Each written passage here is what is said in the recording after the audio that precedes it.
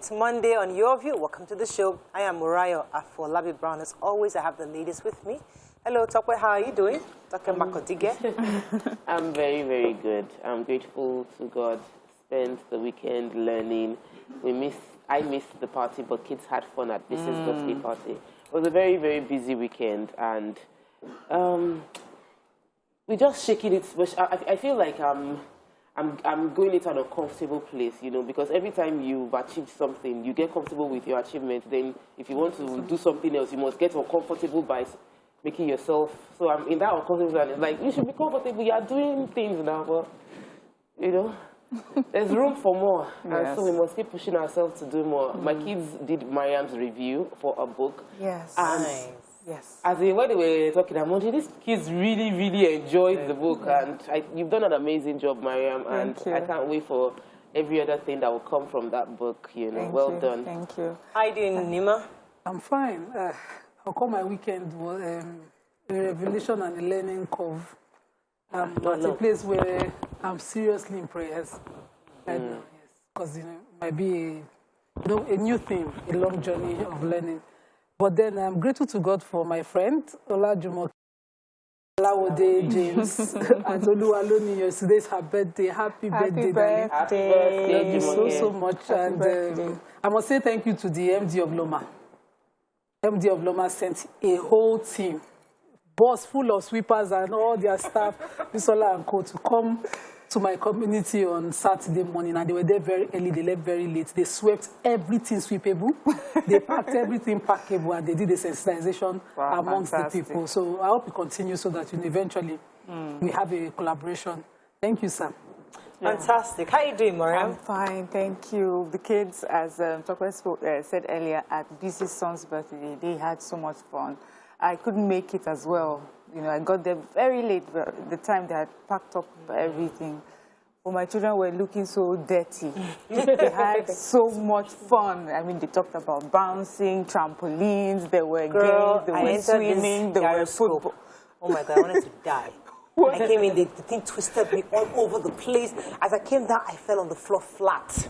I'm telling you, people started recording me, and I was like, I couldn't talk. It was like, I didn't get over this even until yesterday. I was still drowsy. This gyroscope thing is horrible. But one of the people I was like, Mommy, that thing, it's not even as big as it. And people were scared. I instructed the guy. I said, don't let any child on this. Because I don't allow children. I said, because there's no way my child will be there. She'll fly out because I have to hold myself. Are you serious? No, it was really dangerous. Of course, they got you down. Yeah. It's a very, very scary. I wish I was brain shoot. The other one said, I've done it. Because I'm like, whenever I say anything scary, like I'll be begging Mark, I want to jump, boogie jumpy, all those crazy things. Yes, I'm an adventurous person, but we have plans for tomorrow. Yeah, we're so excited about our plans for tomorrow. So tomorrow is International Women's Day. I'll be having a special event with lots of distinguished personalities. They'll be joining us either in person or virtually tomorrow on the show. It's a special edition that we're going to be doing outside the studio. We're going to be doing it at a different venue. We'll have a live audience there. We've invited people, so we're pretty excited about tomorrow's show. First on the list, we have Dr. Mrs. Bijoke Sanwo, that's the First Lady of Lagos State. We're hoping she can be there either physically or virtually, because there's lots of activities tomorrow. So it's hard for people to be there physically, but hopefully some of them will show up. Yes, Mary? Yes, Mrs. Kafayat Oyetola, First Lady of Osun State, Chairperson of the Southern Governors Wives Forum, will be there as well. I'm looking forward to Dr. Mrs. Obieze Kweseli coming, the former Minister for Education and Solid Minerals. So, it's well planned. I was also expecting Honorable Momi Ononuga. She's a member of the House of Representatives. She's the chairman, House Committee on Women Affairs and Poverty Alleviation. That's a conversation I'm looking forward to having as well. Also, we'll be having Honorable Mrs. Linda Ikpeazu, member House of Representatives. We're great to have her also. Yes, Honorable Moji Shola Macaulay, member Lagos State House of Assembly, chairman House Committee on Women Affairs. Excited to see her as well. We are going to incorporate now Mrs. Tomi Shomefon. Dr. Mrs.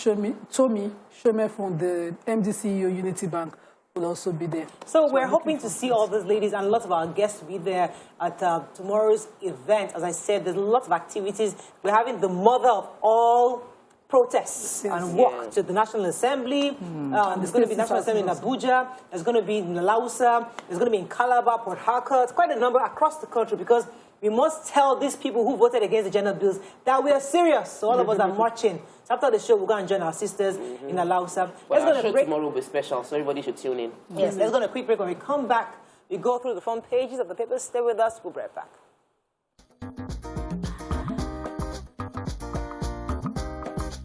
Stay tuned. Your View will be right back. Let's start with The Nation. APC's zoning panel submits report amid disagreement. CBN's Naira-dollar policies not working, says presidential advisor. Accept my leadership or quit, Obaseki tells Edo PDP leadership. 2 suspects undergoing probe over lady missing on board the PRT bus, say police. Report, business got 24.57 trillion naira loans from banks in 2021. UBA posts 153 billion full-year profit. Eko Ijora marine bridges undergo integrity tests. And 1.5 million flee Ukraine to escape Russia bombings. Okay, which story are we starting with? The missing person. The Commissioner of Police in Lagos State, Abiodun Alabi, has issued an advice to residents to please avoid comments and actions that could jeopardize their investigations. Presently, the 22-year-old girl that went missing after boarding a BRT bus from Chevron towards Oshodi is still missing, and the report has come to them. They are doing everything possible.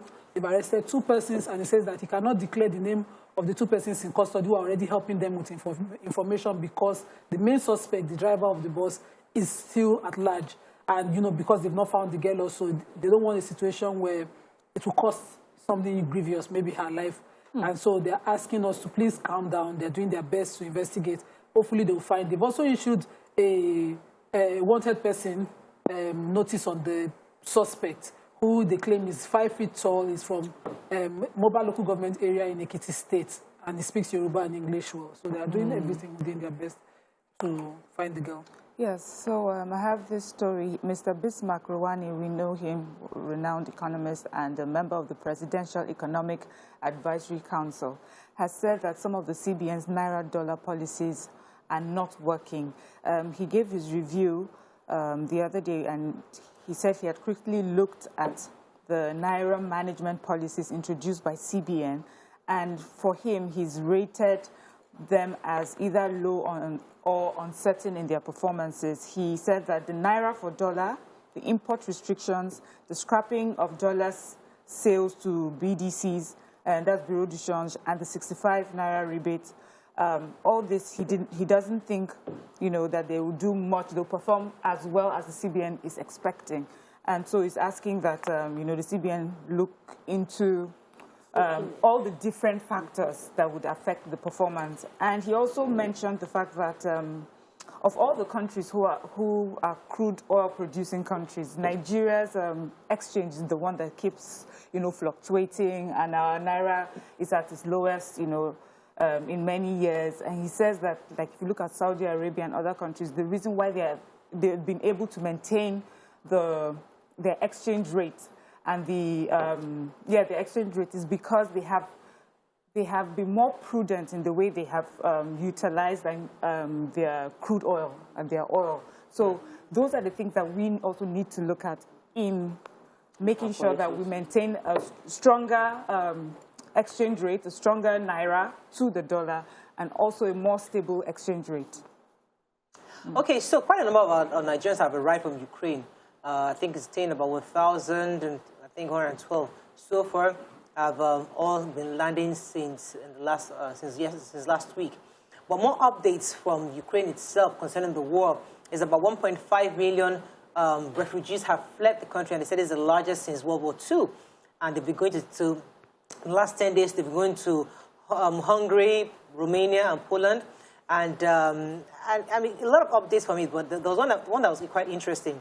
France was throwing a dart at UK for not allowing Ukrainians to come into the border because they didn't have visas. So there are a lot of issues going around that. And also, guess what? Russia said that if there's any country, let me even read it, Russia's defense ministry yesterday warned that any country that offers the use of its airfields to Ukraine's military for attacks on Russia should just consider themselves a part of that war. That they will just call you and just blow you also. So if you according to him, no country should allow Ukraine to provide, really shouldn't provide airfields for Ukraine to Ukraine is attack expecting Russia. NATO to issue a no-fly zone over their country. And NATO is saying if they do, they would have to enforce it, and that would mean a full-fledged war. But the Prime Minister of Israel has also gone there to try to talk to Russia to see what they can do. Israel, that are occupying somebody's land, they are protesting the occupation of Ukraine. I mean, and the more I'm hearing about the history of this war and the history of the conflict, and I'm wondering, where do I stand? You know, the more you're hearing I just feel that the Western world are not doing enough to, and that you cannot expect external solution for internal problems. So we need to solve our problems internally, and it should be a lesson to Nigeria, because if you think if anything happens here, maybe China will come and help you. Nobody, you'll be on your own.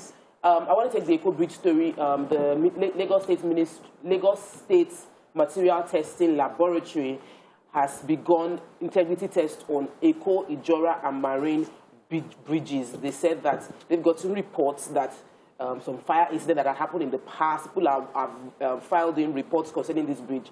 So the statement was that we have geologists, that's from the general manager of LSMTL, Mr. Olufunsho Olulade. He says we have builders, geologists, civil engineers, material engineers, name it, we have the expertise. He also mentioned that he's a current registered engineer and civil engineer, project manager with over 30 years experience.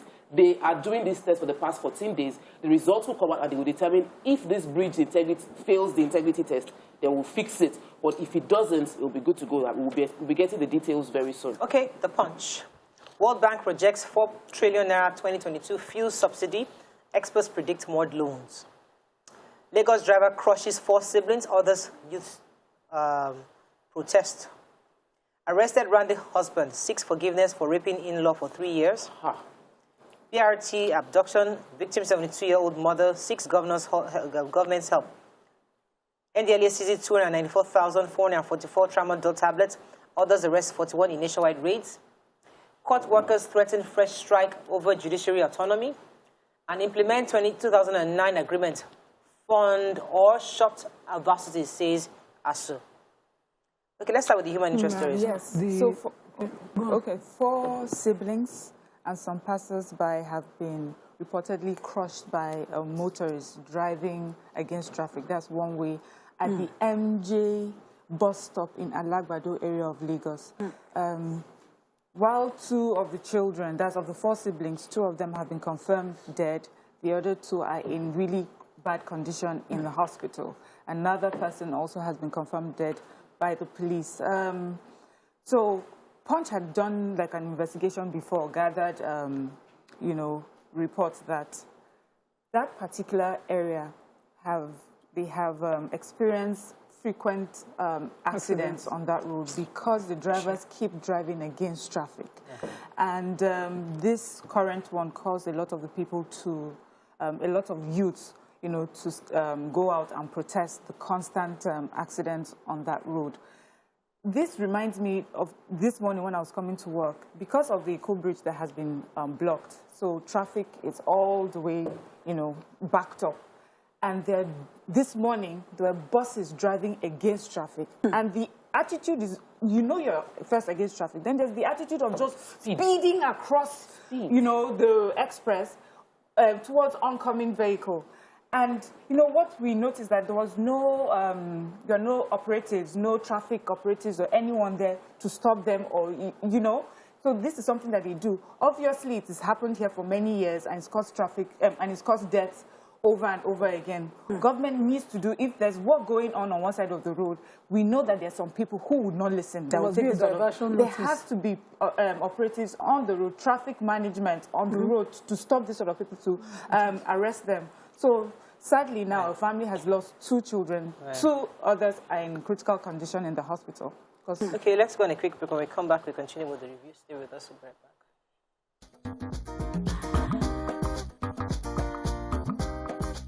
Stay tuned. Your View will be right back.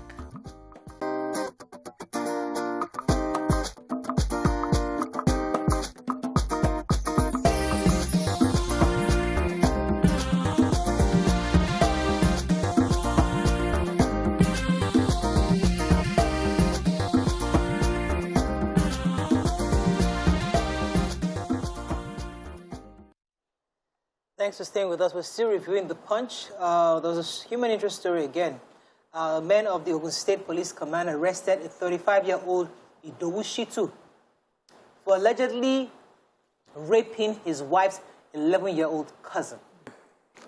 The police, DSP Abimbola Oyeyemi, disclosed this statement on Sunday and said that obviously the man has been arrested. I'm so happy that it seems like they're arresting a lot of these people right now. And the family explained that the woman reported that her cousin who lived with them informed her that her husband had been forcefully having sex with her for the past 3 years. Now, I think the communication concerning rape is getting around where kids feel that, okay, I can actually report, I can talk. So they're not keeping quiet anymore. That's a good thing. Yes. Where people who have been raped are telling an adult. They're telling and they're reporting it. So I'm happy that mothers and guidance are now taking them to the police. So because we take the stories every day, it's good that the wife. Yes, you know. The one that's delicate is that the wife who is the aunt to the... protecting her marriage. She wants to protect her marriage. But this one, she's saying, no, this poor girl that I took in as an orphan, whose both parents are dead. So that's a good thing. I'm happy that more people are doing that. You know that story? I was going to take the story of the ASU. So the ASU national president, Professor Emmanuel Oshodeke, was speaking in reply to the Minister of Labour, Ngige, who said that they are renegotiating. And he said, you cannot renegotiate with us. The agreement was reached in 2009. You fund the universities or shut down the universities. And his complaint was based on the fact that after the government said they don't have money, but they are spending money on many other areas, building train stations. Worse off, according to him, is the fact that they were able to get out over $8 million to rescue Nigerians in Ukraine, but they cannot afford the educational system in Nigeria to revive it. That if you don't want to fund the educational sector, shut down the universities and let the youth come and meet you, that it is lack of, priorities are not right. He said, the children of the poor will suffer in Nigerian universities while their children will have good education outside the country.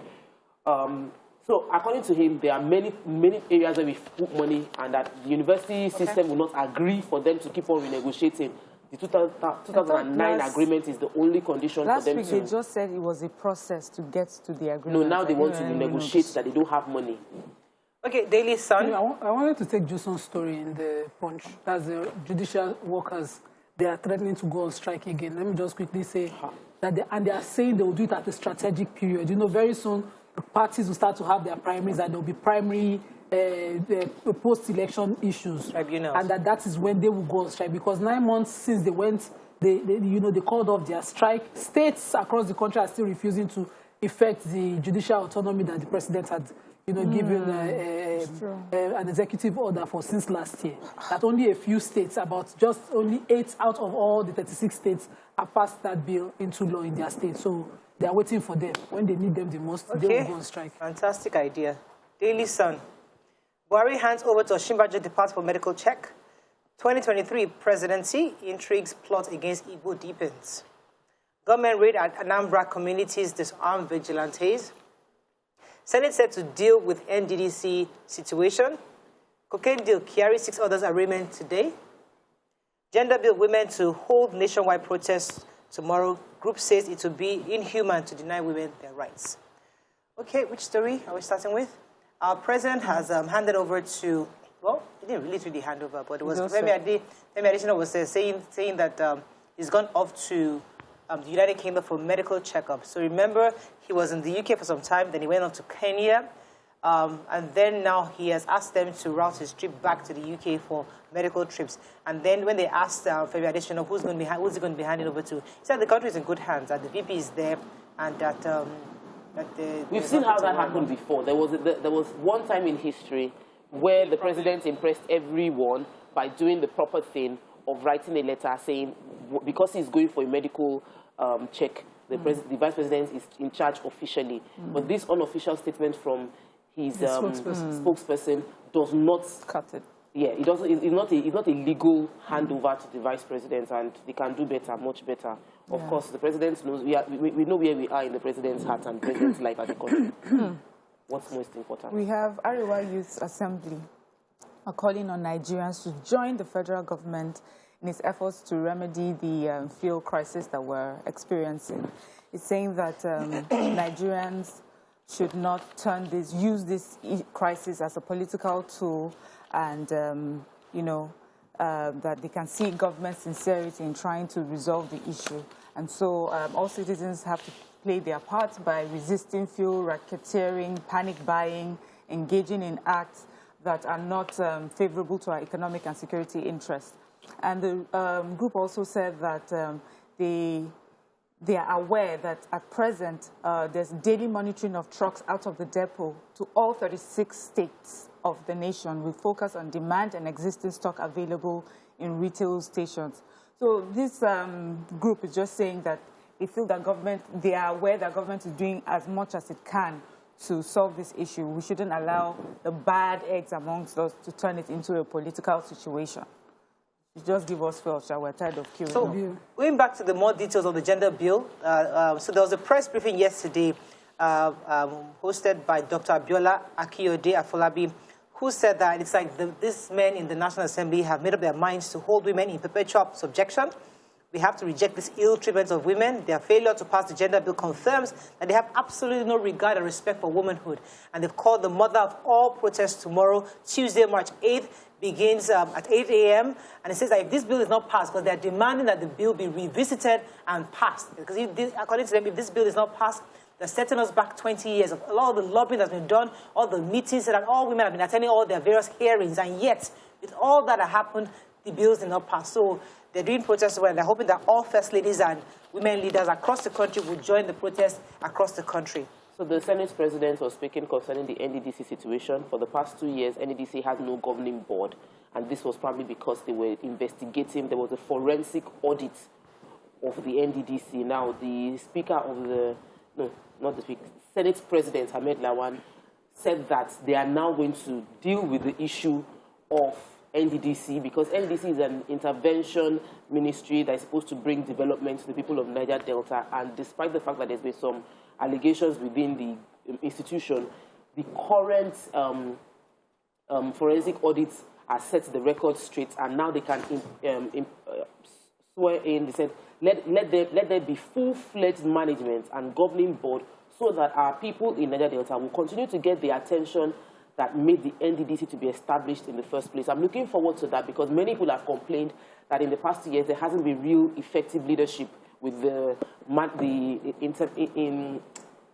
interim management team that was in charge at NDDC. And I hope that the forensic audit, the results will be made public to everyone who had complained about the mismanagement of the NDDC.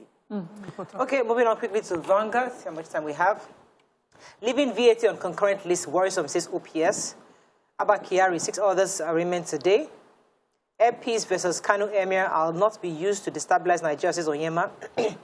Outreach trails sharing of petrol as souvenir by Lagos socialite. Buhari leaves Abuja for medical checks in London. APC convention, we have capacity to resolve all the issues, says Buhari.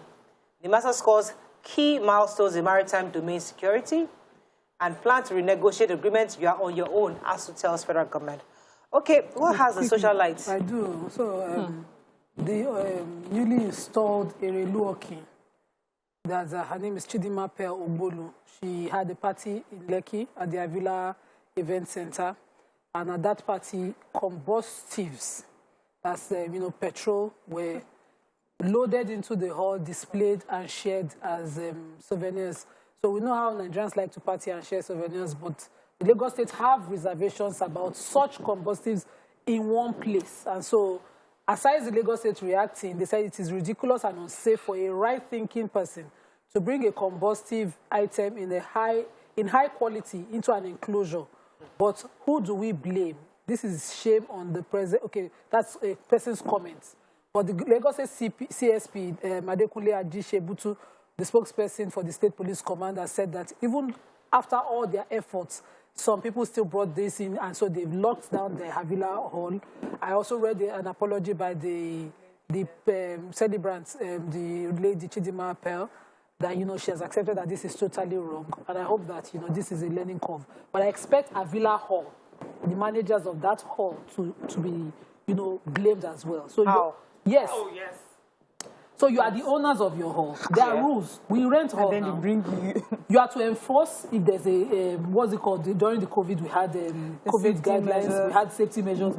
It is your job to enforce, not because the person has paid, you then open your hall. No, I don't think so if the that's fair. No, that's not fair. If the combustions had flared up and an accident had happened, you'd have lost your hall. Oh, definitely. And you would not have an actionable case. Because you allowed it. But let's be fair. When we go for parties, do your the owner of the whole screen 7 years want to give out to people? It could have been the truth is that could have smuggled it. there are different ways. They were displayed. We saw the videos. I don't think Avila is. Yes, they might. They have been more cautious, but I don't think very popular. They have own opinion amongst others, so it's not just them. It's not just them. And But as the owners and managers of that event center, they should not have allowed the people partying. All right, let us. I was going to take the story. Oh, our dear Earpiece says that, listen, he's a man of peace. He doesn't like all this wahala. Because these people are making this conversation between him and the emir into an ethnic conversation. It's like, listen, it's not. I was speaking that he said, let me make it clear that the emir of Kano is my brother as well as Issa Bayero. It's on record that Issa Bayero was very instrumental to the setting up of Earpiece in Kano. So we're family and friends. And so let's not let this thing degenerate to ethnic issue that has happened.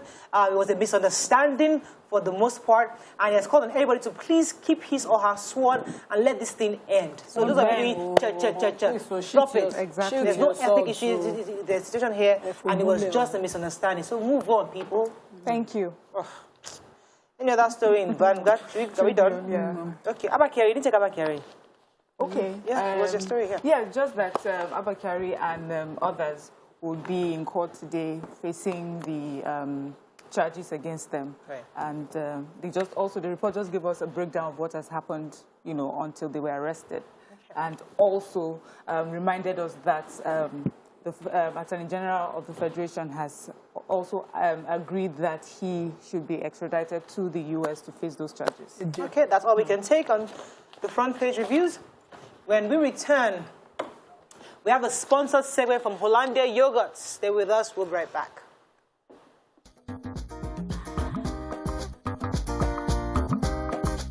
Stay tuned. Your View will be right back.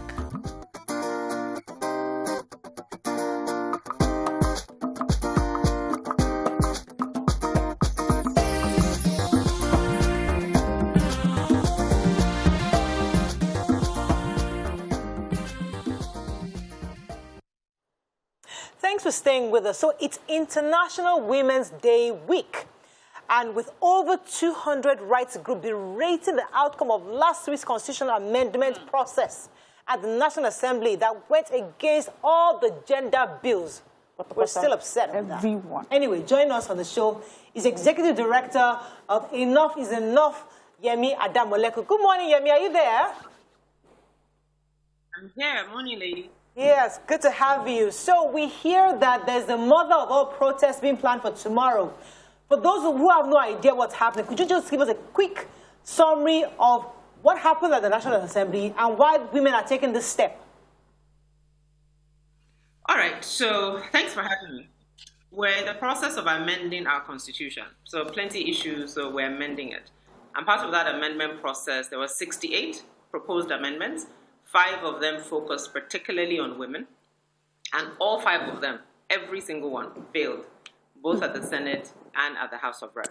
But what's particularly interesting, and I'll say, is 2 things. One is the fact that one of the bills, which is to have reserved seats for women, controversial, I know, as it is, but the point is that that particular bill was sponsored by the Speaker of the House of Representatives and over 100 members of the House. It got about 80-something votes. So it even means that the people who sponsored the bill didn't vote for it. We had. So that's really the crux of what the issue is. And so the voting started, I believe, on Tuesday, if I'm not mistaken, and women were at the National Assembly protesting. And the request was really simple. Be like, look, we can't go through this. It's taking a decade plus to get to this point. Fine, if you don't want to, let's come to the negotiation table. You can't deny 50% of Nigeria's population their rights. It just is not. I mean, you said it yourself, you guys are still angry. So a lot of women are angry and... Right. Let me get a few more questions in for you. Yes, ma'am. So the conversation, we've had this conversation very heated, and we are a women's show. pioneering the voice of women being heard, and it was really painful for all of us to hear that after all that had been done, this could still happen to us in the 21st century.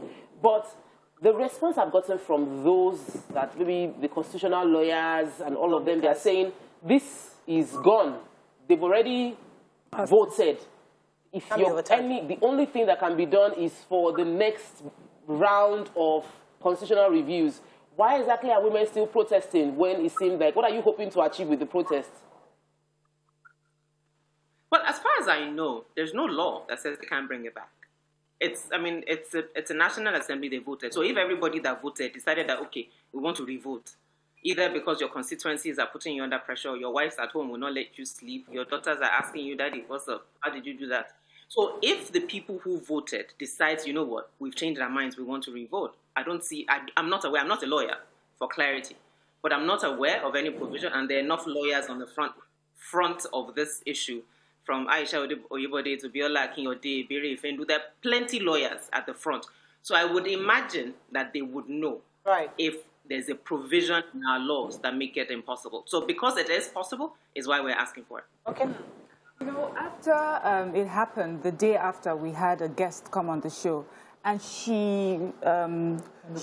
yes, and she talked about how even though it failed, the numbers, given the numbers of women at the National Assembly, which she said there were about 12, she says the number of people who voted, it shows that some men were on board to vote for women. So she sees it as a positive.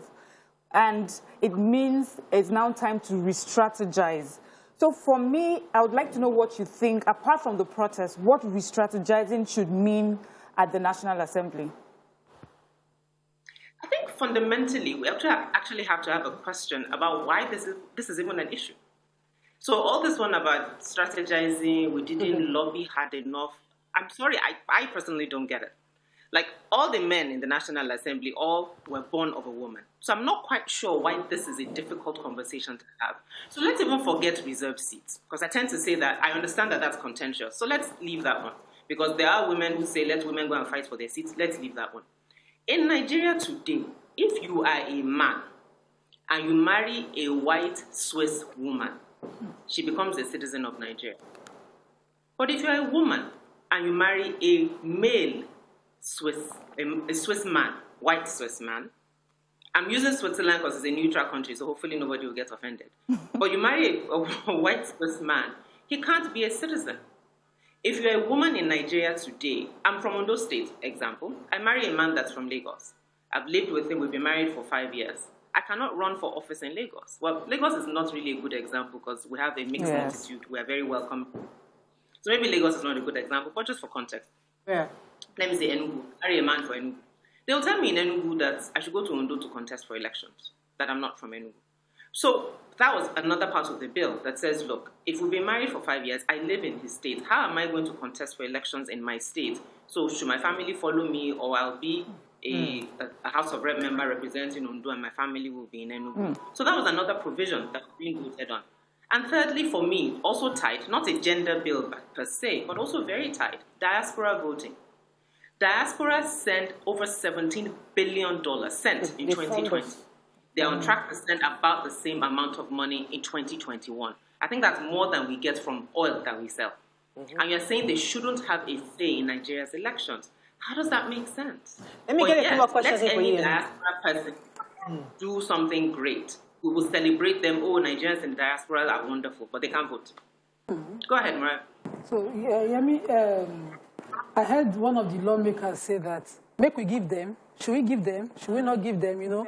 They were sort of gloating about it. So someone said, power is not served a la carte. So you have to go and work at it. So how long, how do we work at it? Must we occupy the entire House of National Assembly before we can get this? And how do we go about it? Two things. I mean, the protests will continue, and it shouldn't just be National Assembly. One of the things we're working on in states is that state groups should go to the offices, the constituency offices of their senators and House of Rep members, and put pressure there as well. So as we're putting pressure in Abuja, you're also putting pressure in the offices at home.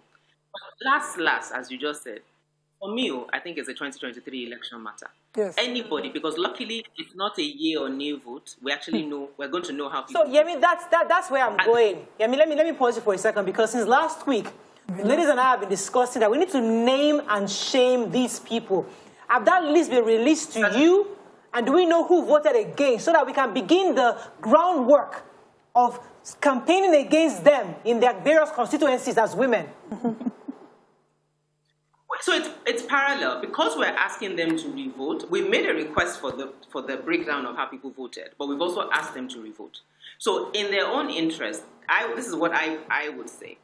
If they want to forestall all this, they shouldn't release how people voted.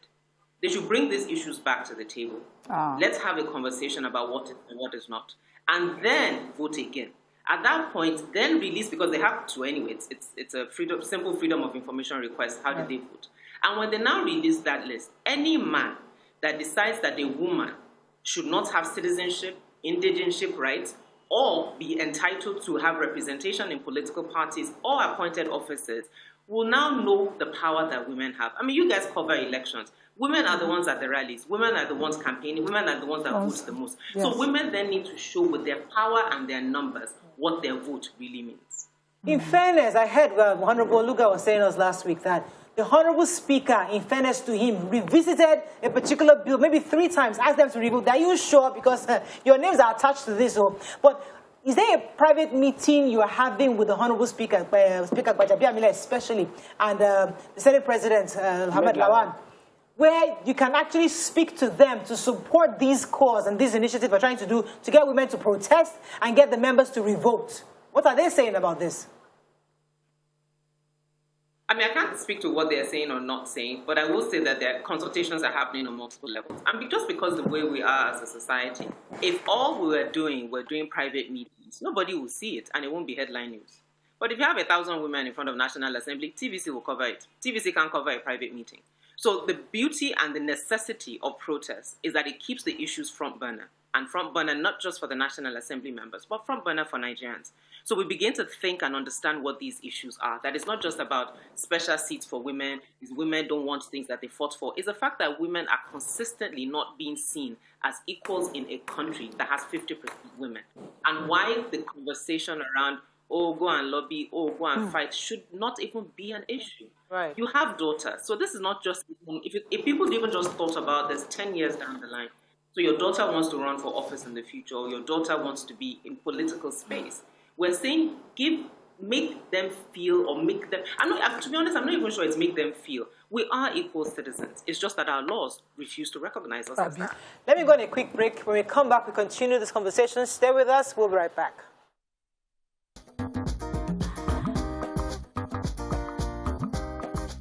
Stay tuned. Your View will be right back.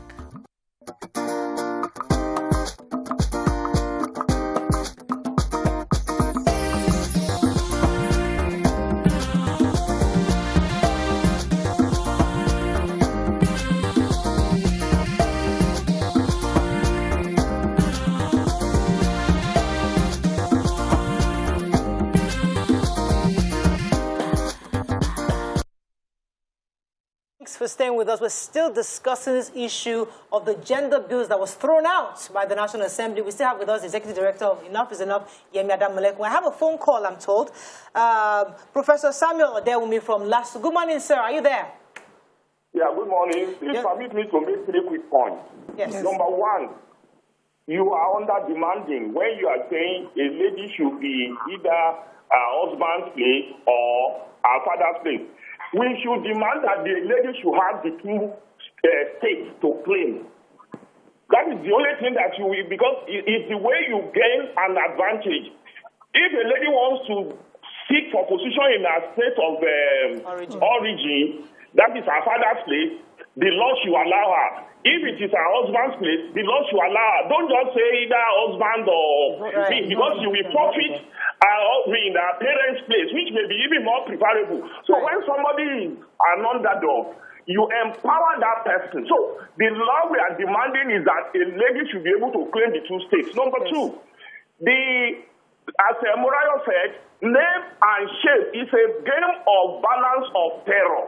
When you know somebody who spoke against the bill, go to his state, mobilize against him, vote against him, tell people this man is against our interest. They will be afraid. So they will not be able to confront you. And we will start with this by-elections, Ekiti, Osun.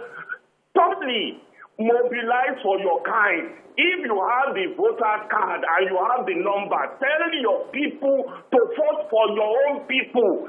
If other people will not listen to you, you should listen to yourself. So when they know that when you mobilize, let all of you go to a state. Look at what happened to Natasha in Kogi State. She was beaten, she was demoralized, she was harassed, and nobody said anything for her. So you women, you have the number. Use it. Because if you are begging somebody, the person is not agreeing, use your own power. All right. Thank you, Professor. It was a really pleasure hearing that. So yes, Nima. I love that the professor said we should balance terror. So do me, I do you kind of thing. But Yemi, how do you react to a former senator saying that this is not the time for all the protests that we are having? That this is not the time for us to be having protests. It is at the time of the debate when the issues are on the front burner before the National Assembly that the protests and the picketing should have happened. First of all, thank you, Professor Odebumi, for that suggestion. And you're quite right. I mean, both states should be on the table, but at least, I was just making the point about what the bill said. And about Natasha, I disagree. Women did speak up, women did rally around, and I'm sure Natasha would affirm that that's what happened. But I disagree with the senator. I mean, I'm not of the opinion that there's any good or bad time for a protest. The picketing shouldn't be happening who were discussing. I mean, you got over 100 members of the House of Representatives sponsoring the bill. So we would be picketing there for what purpose? Because the discussions got to a point where there was an agreement on what this is what we're talking about. We've brought this thing this far. We're engaging the lawmakers, the women in the House of Representatives, the women in the Senate, women's groups across the country had several discussions. There were public hearings, there were technical meetings, there were several meetings so that it's not just, when you're at a rally, it's almost unidirectional. You are the one making your point known so people can hear where you stand.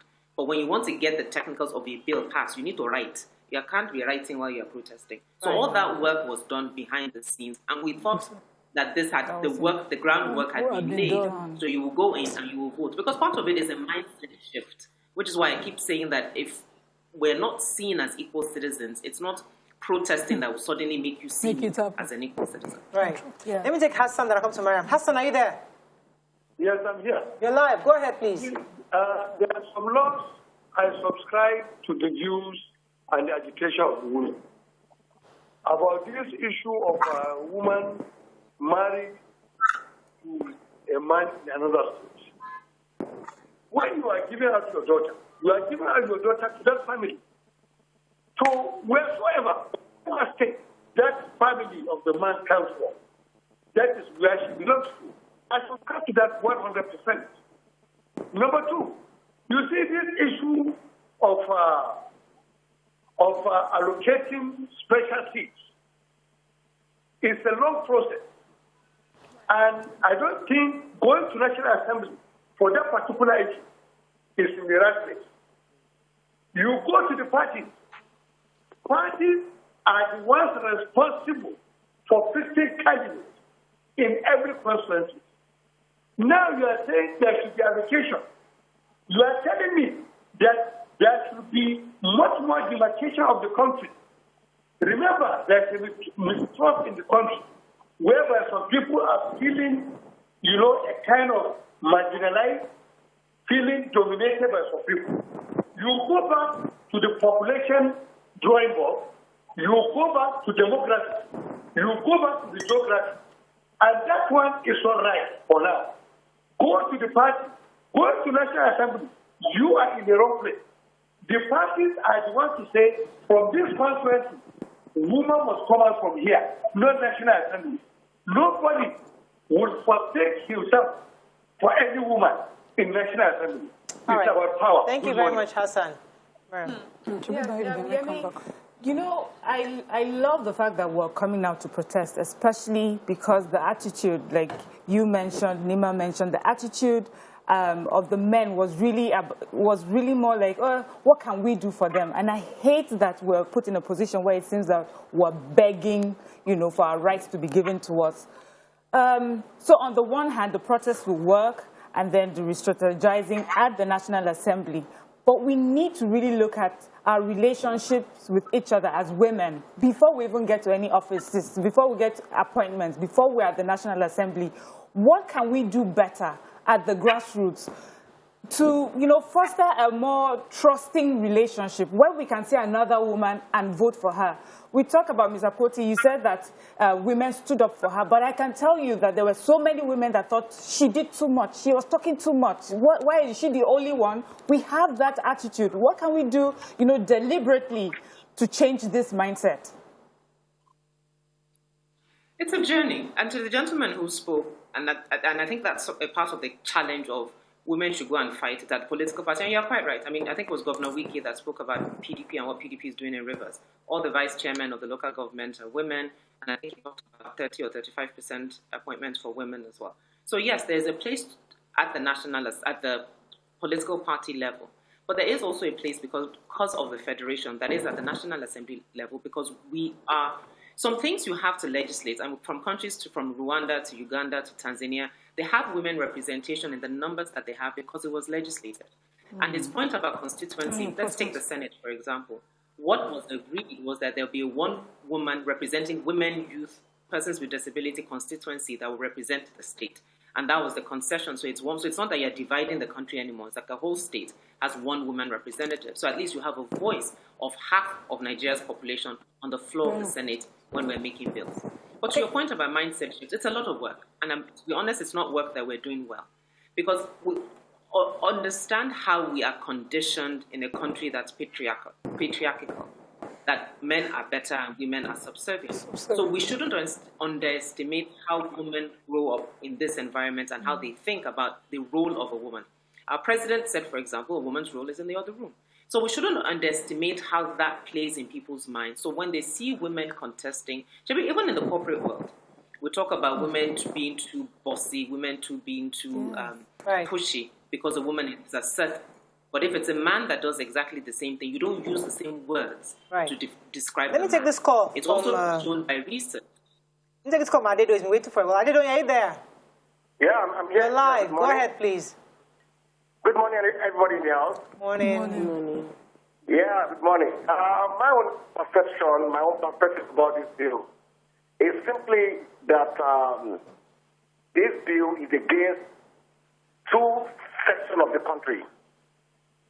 You understand? And again, you see, we have to fight very hard. It's a very good bill, you understand, because women constitute about 50% of the population in Nigeria. So you have a vote.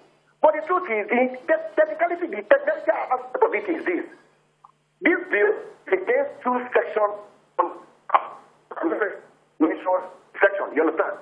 Because virtually everybody believes that, okay, even if you're married to one side of the country, and one side of the section of the country, and you now remarry, what happens to that opportunity? There are different ways on how you look at policy and law. You understand? So the women folks can actually come together and use their PVC. But for this bill to fly, you have to work. All right. I didn't know, it was really hard to hear you, but let me go on a quick break. When we come back, we'll continue this conversation. Stay with us. We'll be right back.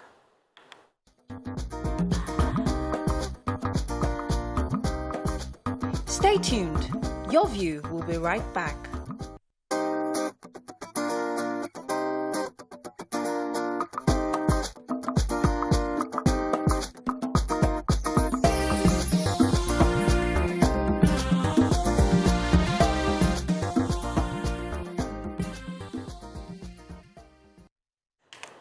Thanks for staying with us. So we're going to be rounding up on this because, as I said, there's a major protest happening. But there's an angle of this conversation that many people don't like to talk about, which is the possibility or the suspicion that when we finally get the names and the data of who voted, you might start seeing some colors around certain regions, you know, saying, okay, maybe this particular region voted more against women because, you know, as we know, the Child Rights Act took a long time for many states to adopt, because many people are still saying that children within their own region are allowed to get married. So if this happens, where when the chart comes out and we see a certain bloc actually voted against this, what, therefore, does that communicate to women in the whole? What do we, therefore, do? Do we now take the fight to those communities directly?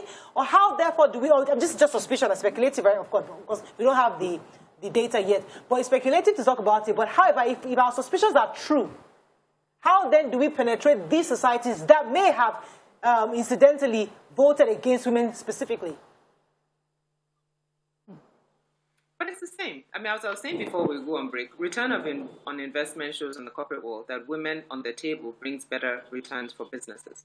You make more money with women on your board. But you're quite right. There are parts of the country, I mean, Child Rights Act hasn't been domestic or hasn't been approved in certain states. I don't know the states off the top of my head. But if it does show that pattern, it just shows where the work needs to be focused on for both women who are outside those states and then women who are within those states. Women that have lobbied incredibly to get it passed in certain states, it just means more work needs to be done. And they then need to be willing to come forward because ultimately they are the ones that vote them as representatives. And then it also goes back to our discussion about us as a country. So if it's in parts of the country where it's a challenge, in other parts of the country where people voted in support, what are those parts then willing to do to show that commitment? Because mind you, the amendment was not just at the National Assembly, but also at the State House of Assembly level. So if the people from other parts of the country had voted for it, then can they then reflect that in the patterns of percentages in the State House of Assembly? Right. Because at least that one is within their control to do. Yeah. All right, let's take a few comments online. Yes, Corey Michael says, in fact, all women in Nigeria at this junction, make them go on strike. Make them close their... all the slave mamas and slave queens should carry placard all over until this bill is passed. That's a good idea. That's from Corey Michael. National strike until gender bill is passed. No doing around the whole nation. Women on strike. Yeah, in fact, that's a fantastic idea. You know, I think that's a great idea. If women say, okay, henceforth from today, Shemo, nothing. Other room, kitchen, nothing. Kitchen closed down. And we close it down. We shut it all down. That's a good strategy, I think. Amy, what do you think? Who will enforce? One is a fantastic idea. I think it's interesting that it's men that are suggesting. It shows that we have some. But what would actually be more powerful if men lent to this. So if men believe in this cause, then why are they making a women's fight? Why is it that women are shut down? Why are they not speaking to their brothers and sisters? All these men who celebrate their mothers as my mother is a superwoman, if not for my mother, as my mother is a rock. The same women are saying that their wives are not competent too. So let me quickly just say that who will enforce if women were to lock up that area? Festus Akiboye, your conscience will enforce it. Okay. There are too many traitors. Festus Akiboye says, time to bring proportional representation system to our politics. We should help to achieve gender balance in our National Assembly. Our political parties should remove all barriers limiting women and employ electoral quotas to promote more female candidates. Yeah. It's doable. Andrew says, women needed more than ever in global politics. Why? Angela Merkel knew that Putin would do what he did, and why? She mentioned he has a 19th century mind in 21st century. If Angela was around, Putin would not dare. We have to wrap up, unfortunately. I mean, just finally, just give us the dates and venues. No, not this today. I mean, it's tomorrow, actually. The dates, venue, where we're meeting, where the Nigerian women can meet, a protest across the country very quickly.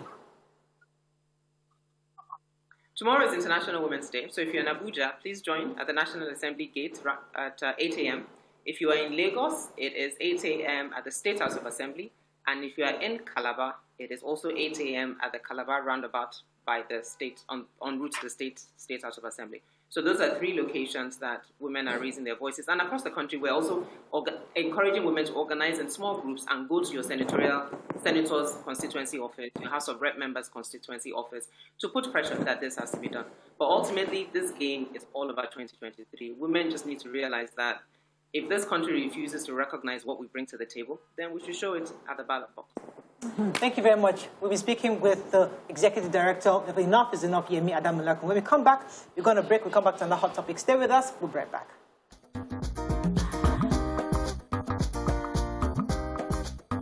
Stay tuned. Your View will be right back.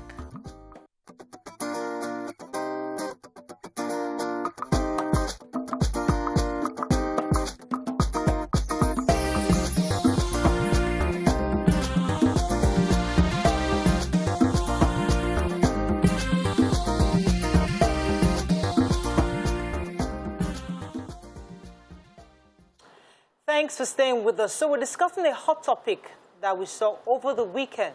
So many of you know Reuben Abati, who is a journalist on a different news station.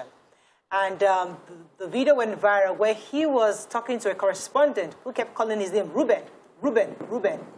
Of course, in his response and reaction to the young ladies calling up his name, said, were you there when they gave birth to me? You must have been there because the way you're calling my name. And then he said something about mannerless youngsters or so. And then he also referred to the fact that when you're done, I'll educate you on my history in journalism. So you have an idea who you're talking to. So, of course, many went for him. People criticized him. Many women groups spoke against him, said it was rude, unprofessional. What are your thoughts on this? Because there are different angles. Others are saying, hey, listen, was he wrong? Because that he may have been right by saying that she was being rude by just calling his name, but he could have gone about it a different way. You tell us your thoughts. You can call us on 0981-270-53687, 091-390-76948. You can also send us tweets on TVC Connect, hashtag YourView. Let's hear your thoughts. Many of you have seen this video. I'm not sure we're going to play it, but it will be, if you haven't seen it, you can go online and check it out. If you just type Google Reuben Abati, trust me. So, what are your thoughts? Let me start with the part Nima. where you said mannerless young people was said by the blogs. Okay. I listened to that video. I thought so, so I didn't hear him say so that there was this stutter, and they put that word on. I'm still But others are saying, the producer is confirming to me that he actually said it. So maybe there's a different version that we didn't hear. I didn't hear it either, but my producer is telling me now that he actually said it. But yeah, Mariam, want to start? Yes, so I just found I found it really funny because I've always known, or I've been made to know that on TV like this, professionally, you can refer to each other by your first names. I remember when I first came on this show with YK, it used to be so hard to just call her YK. Like, how do I do it? But, you know, it was what was expected of the profession. I was not going to be calling her Auntie Annie constantly. And one time we had a meeting and she was asked, how would you want to be called? And she says, YK is fine by me, by anyone. So this is something that we see, and we like to also, you know, pretend or want to be like the international, what do you call them? Standard. Yes, international standards. And we hear them, they call each other by name. And I know that they also have a culture where they say ma'am or sir, but when they come to TV, they call each other by their names. So for me, I think he was, you know how sometimes online, when you're on TV, you put your foot in your mouth. There are gaffes. It happens. Right. You do not mean for it to come out a certain way. It was maybe supposed to be sort of like a joke, and it just came out wrong. That's on one hand. Secondly, I felt also that, is it because it was a woman on the other side? If it was a man, would he have been offended that she was calling him by his name, or would they have just seen it as one of those things? All right. That's two. Thirdly, we have always talked about localizing our own development and how we want to do things. We have a culture. Discuss on both sides. When you finish the show, I want us to have a conversation. So let's not finish it in one conversation. So the part of the unprofessional part, right? Because, I mean, I would never forget this day where Abike Dabiri was on our table. I think Jumoket was on the table. And she was like, so Abike, I cringed. But in the profession as a media practitioner, you can use your first name. It's normal for you to use your first name. I cringed because I'm like, the least you can do is Honorable Abike, because that's what she was. But she was referring to her as a cold journalist, like Abike, you know. So I cringe because I'm a Nigerian. Yeah. I cringe. That because for you, how would you call somebody who is at least ahead of you or older than you in career and all that by their name? So it goes back to what we'll come to the other angle. What are your thoughts on the fact that many accused him of being unprofessional? Let's even start before we start talking about international standard. So I'm of the opinion that human beings, our reactions are cumulative of all our past experiences. And the lashing out for me also made me cringe, you know. So I don't know what he was feeling, but he lashed out. For the years of experience that he has, you wouldn't lash out. That would be my expectation, that you might be very, very, I know his body would irritate everything out of you. And you will hold it till after the show and then give them your mind. Your mind. Not when you know you're on live TV. And I don't have the years of experience that he has, but we've done live TV for the past almost 9 years now. And we know that sometimes some things will happen, it will be on the tip of your tongue, you must not say it. So that for me was a bit like, today is not the day. Let me come to Nima, because I know Mariam mentioned something about YK. YK is from Yenny. Yeah, and I call YK Auntie Yenny. Yes. So when you want to say Yenny, you can't say, even me, I can't say Yenny. But YK is easier to say YK than a Yenny. I wouldn't say Yenny. Am I all right? So it's the same thing. So there are two different things. But let me know what your thoughts when you heard this. So me, I laughed when I watched it. And you know, just because on Thursday I was saying, who set these international standard things?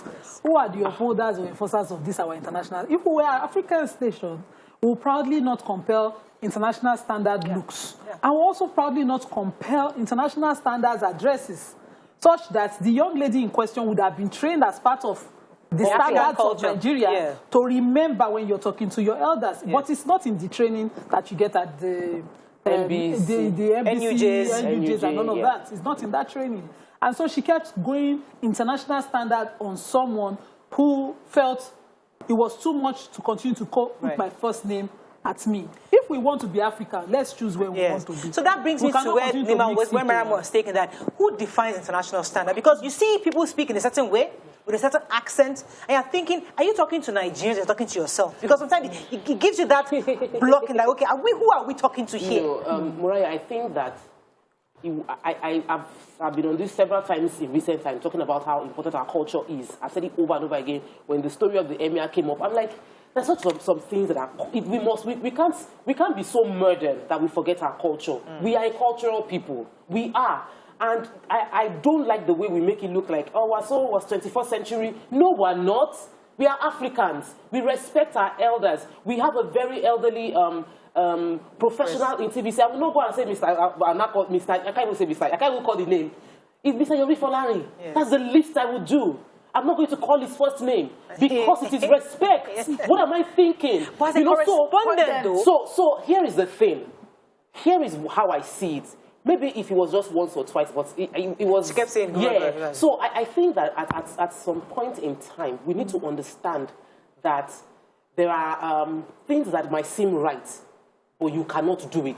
We call honorables. Why do we give them honorables? Because we don't want to call their names. Excellency, we don't want to... Because our culture doesn't allow us to just call names like that. So when we are doing this, in some businesses, Moabudu is being called Mo, M-O. Why? We created those acronyms so as to accommodate, not putting auntie, MA, not just putting auntie or putting all those prefix to the names, but still embody respect. Let me, I'll come to you, Mary. Let me take this call. It's been holding for a while. Good morning, Olajumoke. Are you there? Yes, I'm there. You're live. Go ahead, please. God bless you. Happy New Week. Happy New Week to you too. Hello. We can hear you clearly. Go ahead, please. Yes, I want to contribute concerning the advocacy stuff. Please just let's beg him and tell him sorry about it. You know, the way, when you are at your advice, the way you reply to things, the way things is, so I think that's what happened to that lady. So I want to greet Aisha concerning Friday program. I love you all. Thank you. God bless you. Okay, I didn't get the feedback. Go ahead, Mariam. Yes. So, talking about this particular station, the station that tried to mirror the Oyinbo, not the international, the Oyinbo part, because international we have Arab, we have, you know, so that Oyinbo-ness is what they tried to mirror. And they have constantly done it that way for many years. So I wonder why on that particular day, with that particular person, would now be the time to talk about how he's being referred, that his first name is being used. They've done it to each other. The other ladies on the show with him referred to him by his name. There are 2 ladies that usually sit with him. They always call him by his name. So why that particular person? So I mentioned that that's a good point. Yes. Let's have finish. So, you know, the comments, as I said, were hilarious. I would go back to the fact that, okay, was it that particular person? Is there an unconscious bias for who she is? A lot of people would call, people don't want to say, but I will say it, the way she looked, the way she sounded. Did he think that she was at par with the other ladies that sit beside him, and she was not that sort of person, was not that sort of level that she could call him by his name? Fantastic. So those are the many things that may have played in his mind. And he mistakenly said it out, because I know that professionally you would want to keep it So, in fact, Mariam, thank you for taking us there, because I think that's a fantastic point. So, we have all been trained internationally, right? Mariam, Nima, and Murayo are internationally trained. They went to the UK. You went to Ajangbadi, right? You came back, and they now trained you with accent. They now buffed you up a bit to speak like them, right? So now you speak like them, but to me, you still look like Ajangbadi regardless. And because you look like Ajangbadi, because of that, I'm going to treat you. So that's another angle. That's bias in every form. That's another angle. The possibility of bias is why I have reservations on this issue. I think that because other ladies, just as you said, on the show with him every day, refer to him by his name, you shouldn't have taken offense at that young lady. Except he auditioned or interviewed that young lady and knows her age and thinks you're too far from my age even to so refer. But is it possible? And I believe that this is what I believe. If you think that the person is too far from your age to address you, that should have been taken care of before. Now, so Nima, is it possible that the real problem was not her mentioning the name, was the repetition? So if she had said, "Thank you, Ruben, for that," so go on to the story. She said it once, but she kept saying it back to back. She would need to hear him and continue to repeat to confirm. I'll let you talk. I want us to finish that. So imagine if you were talking to YK in the studio, right? And you didn't hear YK. You want to know YK. You want to, maybe you call that Yenny. You will calm down. You will probably calm down. Yenny, if you can't hear, I can't hear you. Please say that again. You'll be afraid to call that name 2 or 3 times because you said it once already. There's a respect and regard that even you will not repeat that name, regardless. Okay, I love to embarrass YK with Auntie Yenny on set. I just love because I know it embarrasses her. I just love to do it. Sometimes I'll say to her, if she's shouting to me, I'll just shout. I'm saying, put yourself in that girl's shoes. So that girl, as far as I'm concerned, you know we have different cultures also. Yes. From the name of that girl, you know she's not Southwest. Okay. She does not understand that. And you know, this Ruben Abati Southwest. Yes, he's a Yoruba man. And I should have given her that room to understand and grow into it. Okay, I'll come to Tokwe. Let me take Muiwa. That comes to you. Muiwa, are you there? Thanks for calling. Good morning, ladies. Good morning. You're live. Go ahead, please. Yeah, okay, so I'll be quick. First and foremost, I blame the organization because every organization has their culture. That's their corporate culture and how you address one another. I worked in a consulting firm whereby we called everybody by name. But that's the first thing they will tell you. When you come in, you address the person by name. It was difficult for me as a Yoruba guy because as a Yoruba guy, you are trained to always say, to use put that prefix. But over time, I learned to start calling my partners by name. Now, I work in a place now whereby I work with so many, because someone was saying, oh, our culture. The Yoruba man would put a suffix when addressing his elder. The Igbo man would not. I work in a place whereby a young Igbo guy would call his elder, an older Igbo man by name. I will not do that to my... So I work with somebody who has to call Mr. Ramon. But my fellow Igbo younger colleague would call his own person by name. So I think there's a set of confusion first in how we address one another. Because of the culture where we come from. So I think the organization... So he's saying that organization should have defined what everybody's role is and how the culture. So Ruben wouldn't be upset because he knows that that's the culture. I think in the end, is that deep within us, however Oyibo we like to punch me on left. Because however Oyibo we like to act and everything, and how no matter how exposed we say, we are Africans at the very core of us. After a while, there are some things we just... Let me throw in another perspective. You see, you might be so irritated by something the president does, but because it's the president or the president's daughter, you will not see anything. because you know. It's like you restrain yourself. It's also the same thing they say that, oh, you are so angry with your wife, a man will beat up his wife. But another person, your boss, will say exactly what your wife said, and you will not dare lift your hands because you know the consequence of what you've done. Ruben Abati is a respected. He has gone far in this our industry, that he deserves every respect that should be accrued to him. That was a goof. People goof. I feel that there should be he shouldn't have said what he said, even if he felt it. I know he shouldn't have said it, and I hope that there is a way to ensure that, because this has happened on air, the company culture addresses this thing properly. Because for me, every moment is a teachable moment. When something happens that you don't like, you don't expect it, we learn from it. It's not that we now end up just bashing ourselves and saying this is an embarrassing situation. What do we learn? As a company, we will not allow this kind of thing happen again. Maybe we start putting Mr. in front of people that we know are sensitive about it, or we learn from it anyhow. Okay, we have to wrap up on this. Let me quickly say the message of Andrew. It says, in Japanese culture, no matter how modern the situation is, they uphold their culture and respect those that needed to be respected. Japanese style, even on international stage. And he says, correction, Mariam, they call him Dr. Abati, not Mr. Ruben. Oh, really? On TV? Yes. Oh, okay.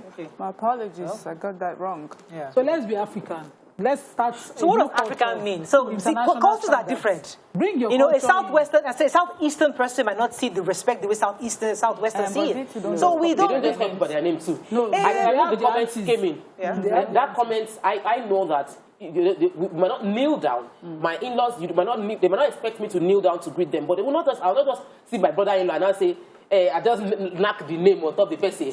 I don't understand. You are not.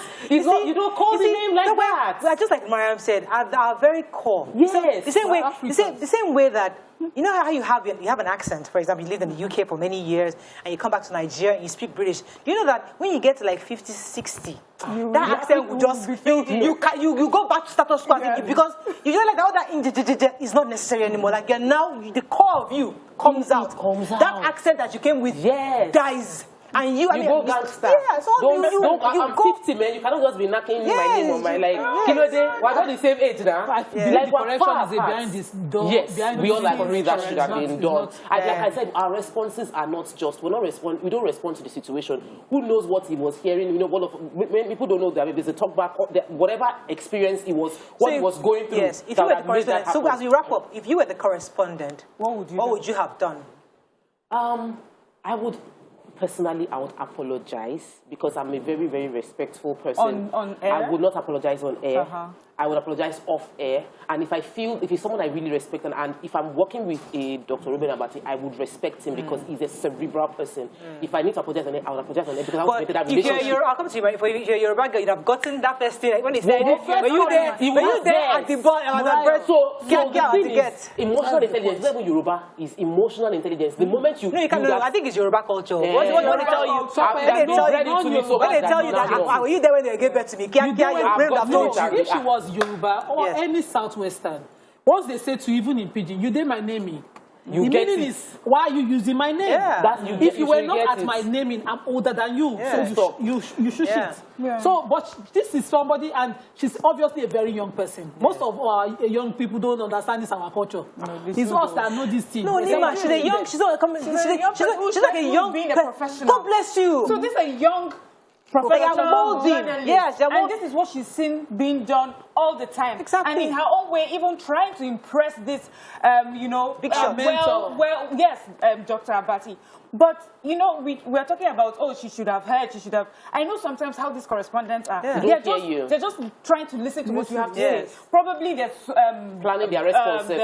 Probably there's just a lot of noise around her, and all she's trying to do is listen to you. And professionally, and she's done it with so many other people, she knows that you say the name to get their attention so that they can speak again, and he may have caught her off guard. And you know it was a short video. Who knows what happened after that? But I feel that what he did at that time to her must have caused her a little bit of distress and confused her a bit. So he should have cut her some slack and not even embarrass her on TV that way. And then let's take a few to go eventually the embarrassment was both ways. Life as Africa says there's no international standards. Their local behavior is what we call international standard because we always want to sound like them and look like them.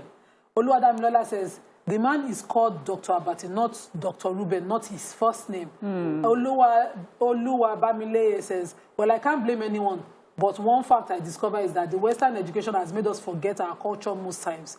Your e-flyer guy says, isn't it professional to call colleagues by their first name again? I beg, that one, that's debatable. In some companies, I know there's a company, my brother-in-law with, they call the MD first name in this Lagos, you know. So when they talk about that, I marvel at how you can actually call your MD the first name.